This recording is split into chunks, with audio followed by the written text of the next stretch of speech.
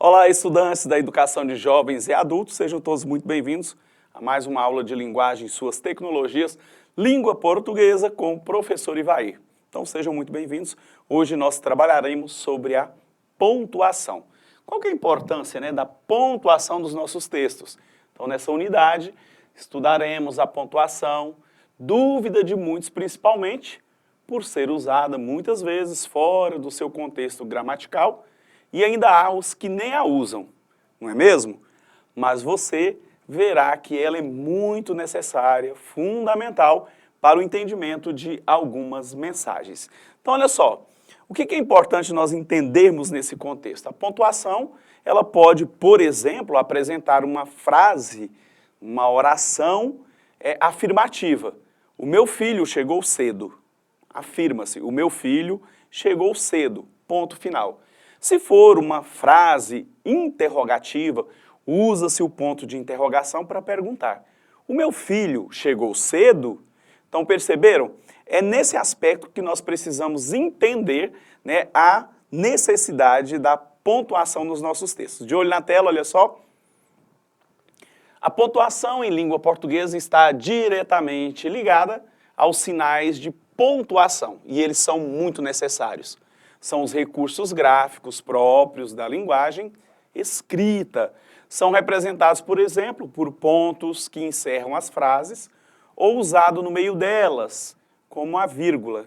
Olha só, a vírgula aqui. Ou o ponto de exclamação. Eles têm por função estruturar os textos e também procuram estabelecer as pausas, as entonações da fala. Então, viram? Quando eu fiz a primeira exemplificação, a diferença que um ponto provoca na entonação de uma frase. Se é afirmativa, o meu filho chegou cedo.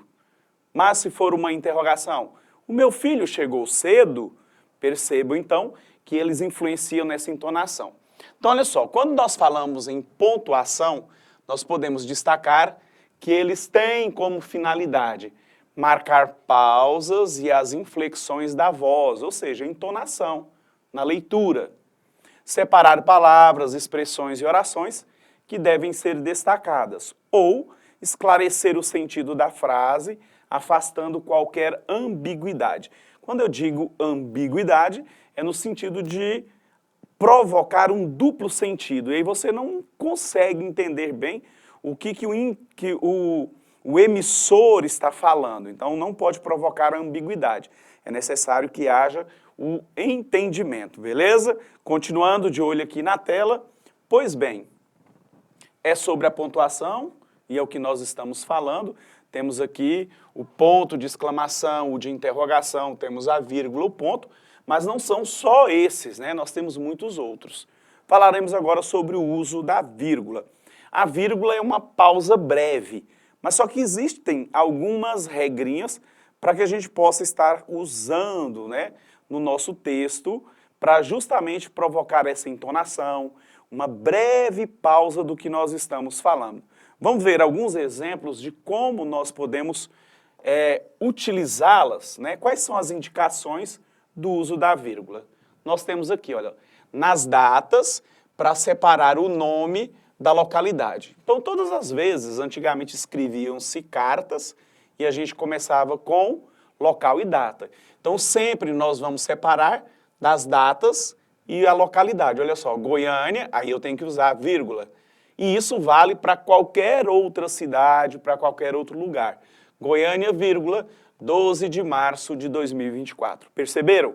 Sempre que eu tiver o local e uma data, eu vou separar portanto, com uma vírgula. Olha uma outra situação. Após os advérbios sim ou não, usados como respostas no início da frase.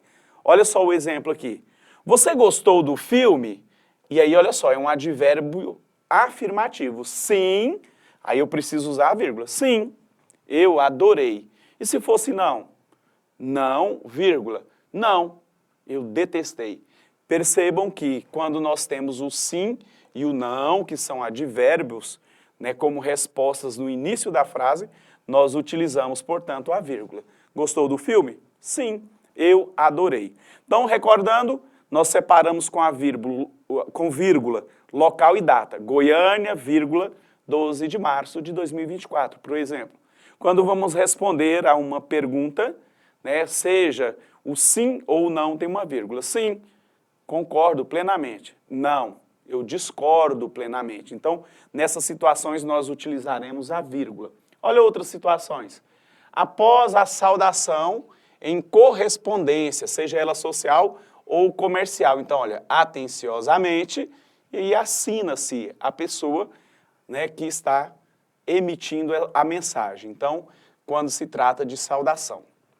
Para separar termos de uma mesma função sintática. Exemplo, olha, a casa tem, nós vamos falar de cômodos, quartos, que são substantivos, ó, vírgula. Então, o que nós estamos separando? Termos com a mesma função. Aqui nós temos substantivos, olha, a casa tem 2 quartos, vírgula, um banheiro, vírgula, 3 salas e um quintal.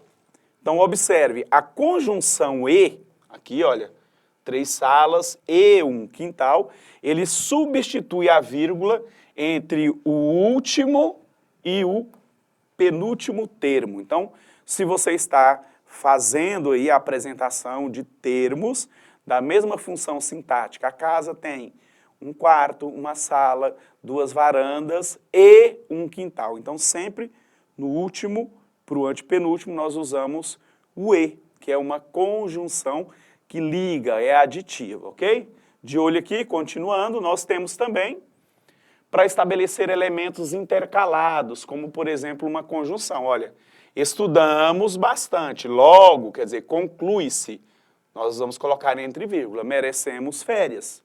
Ou um adjunto adverbial, ou seja, aquele que vem junto a um advérbio, né? Então, nós temos aqui, estas crianças, olha só, certamente, aqui é um advérbio, né, de afirmação, serão reprovadas. Então, a gente usa, neste caso, quando há um adjunto adverbial. Vamos aos outros exemplos?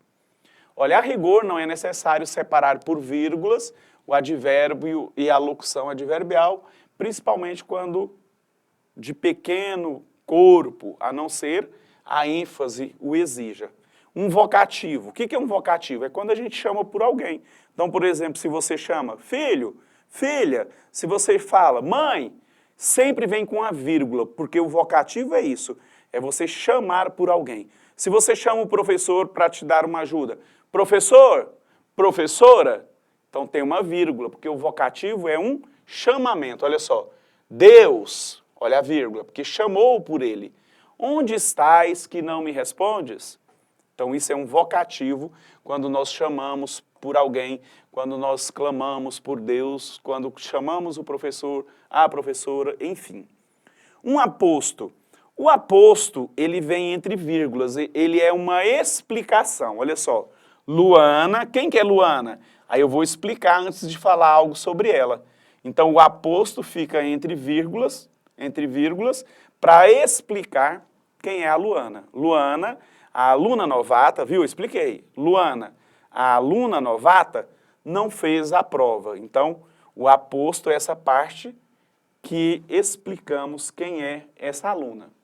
Uma expressão explicativa, olha, isto é, a saber, por exemplo, ou melhor, ou antes. Então, quando nós explicamos, vem entre vírgulas, olha só. O amor, isto é, o mais forte e sublime dos sentimentos humanos, tem seu princípio em Deus. Sempre que nós estivermos apresentarmos uma expressão explicativa entre vírgulas, tá? Para separar termos deslocados da sua posição normal na frase, ó. O documento de divórcio, você trouxe, quando eu falo termos deslocados, porque ele está na ordem inversa. O ideal seria na ordem correta, né? Você trouxe o documento de divórcio, ponto. Só que como está na ordem inversa, eu uso a vírgula. O documento de divórcio, você trouxe, então aqui nós temos vírgula. Para separar elementos paralelos de um provérbio, olha, tal pai, tal filho. Então nós utilizamos nesta situação. Olha um ponto de atenção. Quando as orações coordenadas tiverem sujeitos diferentes, por exemplo, a mulher vendeu o carro e o seu pai protestou. Então, olha só, mesmo tendo a conjunção, nós vamos utilizar uma vírgula, porque aqui refere-se à mulher e aqui ao pai dela. Então, olha, a mulher é sujeito, né, e vendeu, e o seu pai é sujeito, protestou. Então, são sujeitos diferentes na mesma oração. Aqui nós temos, olha só, com a conjunção e, nós usamos a vírgula quando ela vem repetida várias vezes também, ó. E chora, e ri, e grita, e pula. Percebam que a repetição da conjunção e exige-se a vírgula em cada uma dessas situações, ok? Vamos para o ponto e vírgula. O ponto e vírgula é quase que a mesma situação da vírgula. É para estabelecer uma pausa na conversa. De olho aqui. Então, olha só os casos em que nós podemos ter o uso do ponto e vírgula. Para separar orações coordenadas não unidas por conjunções. A rua está poluída. E já que eu não tenho a conjunção e, então é ponto e vírgula. As calçadas estão muito sujas. Para separar itens de uma enumeração. Então, olha, no estádio de futebol as pessoas encontraram o campo, os jogos, a torcida, jogadores. Olha só, ponto e vírgula, separando esta enumeração. Para separar orações coordenadas não unidas por conjunção, olha. Isso aqui nós já falamos, só repetindo, tá vendo? Olha, não tem. E quando nós falamos de enumeração, nós utilizamos esses exemplos, ok? Só repetindo aqui, para separar itens de uma enumeração, já disse sobre isso, né? Para alongar a pausa de conjunções adversativas. Professor, o que é essa conjunção adversativa? É quando eu afirmo algo e ali eu tenho uma conjunção que diz o contrário, né? Ela reafirma o que foi dito anteriormente, mas discordando, é o contrário, é um contraste. Olha o exemplo. Então, para alongar a pausa das conjunções adversativas, mas, porém, contudo, todavia, entretanto, substituindo assim a vírgula. Olha, por exemplo, gostaria de vê-lo hoje, contudo, só o verei na próxima semana. Então, aqui quando nós temos uma conjunção que diz o contrário, olha, a necessidade de vê-lo seria hoje. Contudo, olha só, então, nós temos essa conjunção adversativa que indica o contrário. Contudo, eu poderia usar porém, mas, só o verei na próxima semana. Então, estas são algumas situações em que nós utilizaremos a vírgula ou o ponto e vírgula. E na próxima aula nós estaremos tratando ainda sobre essa pontuação. Perceberam a importância? Então, sempre que nós escrevermos um texto, é importante observar e estudar, né, para que a gente possa escrever de tal modo que o outro entenda. É essa pontuação que vai indicar a sequência lógica do seu texto, ou seja, a coerência. Então, quando nós escrevemos, nós devemos escrever de forma clara para que o outro entenda. E a pontuação, ela é muito importante. Claro que vocês deverão também fazer uma revisão aí no seu material sobre essa pontuação, combinado? Então, olha só, para nós encerrarmos a aula, vamos aqui. Hoje, né, nós falamos sobre a pontuação. Espero que vocês tenham entendido e aguardo vocês numa próxima aula para darmos continuidade a este mesmo assunto. Espero que tenham entendido. Bom estudo para vocês. Partiu e até a próxima.